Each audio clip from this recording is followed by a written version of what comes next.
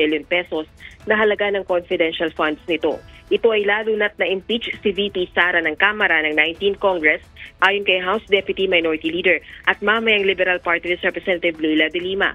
Ang kongresista ay spokesperson ng complainant sa unang impeachment complaint na inihain sa Kamara laban kay VP Duterte.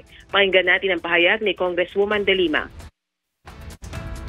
So hindi pa siya lusot, hindi siya pwede na nagsasabi na, yung para bang all of a sudden anti-corruption crusader na rin siya.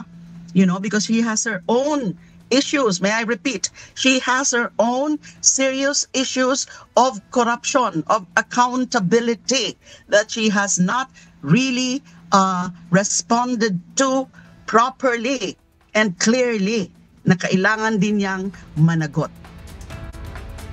Ayon kay De Lima, willing siyang mag-endorso ng panibagong impeachment complaint laban sa Vice Presidente depende sa aligasyon at ebidensya. Pagkatapos na ito ng one-year ban na itinakda ng Korte Suprema o sa February 6, 2026, nagbigay din ng reaksyon ng kongresista sa tila pag-uugnay ni Vice President Duterte ng impeachment sa issue ng budget process. It's fair for her to tie up yung issue ng impeachment, possible filing of new impeachment complaint against her sa budget process kasi tapos na nga yung budget process sa House.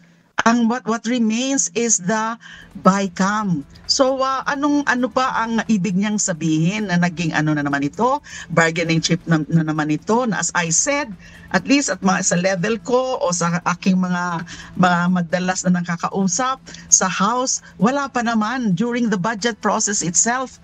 Wala kaming mga pinag-uusapan about the possible refiling of impeachment complaint. Pero palagi ho nasa utak namin the fact na hindi pa sarado yung issues of accountability ng ating Vice President. Kaya in other words, hindi pa ho siya lusot. Naniniwala rin ang mambabatas na ang pahayag na ito ng Vice Presidente ay pagtatangka na i-discredit o pawalang halaga ang panibagong impeachment complaint na posibleng ihain laban sa kanya. Balik sa iyo, Ella. Maraming salamat, Rosalie Coz.